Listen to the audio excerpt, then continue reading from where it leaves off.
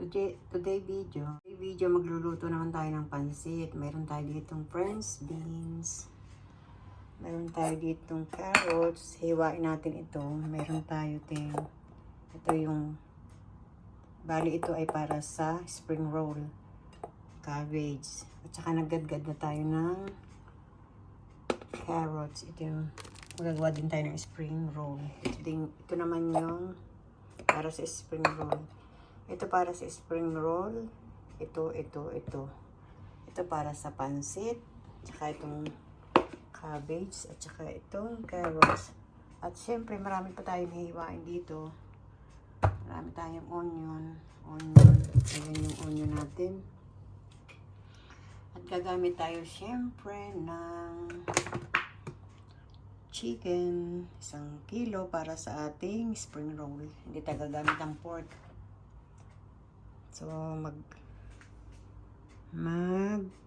gigisa tayo. At syempre, gagamit tayo ng bawang, light soy sauce, dark soy sauce, salt, black pepper, at saka magic syrup. I fry the chicken for the pansit. Para sa pansit ito. Contra muslo. Pag naigisa natin iyan, medyo brown na, ilagay natin ang sibuyas at saka bawang. Ayan. Ito yung vegetable na para sa spring roll. Carrots, French beans, and cabbage. Para sa ating spring roll. And syempre may chicken yan.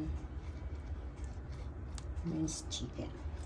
Ayan ang ating vegetable for spring roll.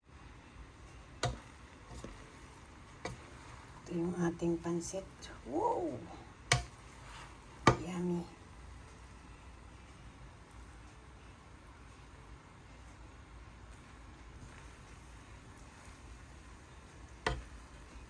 Ginisa ko ito sa sibuyas, bawang. Nilagyan natin ng paminta. Siyempre yung ating chicken.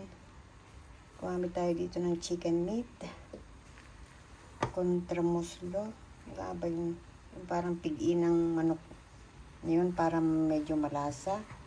Lagyan natin ng French beans, cabbage, saka ng carrots. Ayan. Yan ang ating pansit bihon.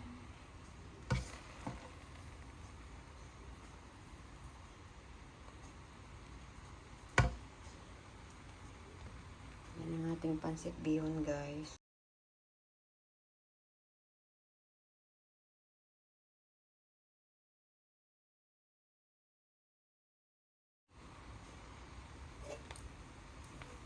Thank you for watching, guys. Sana nagustuhan niyo yung ating pansit bihon. Pagkain Pinoy, Asian bihon. Sarap.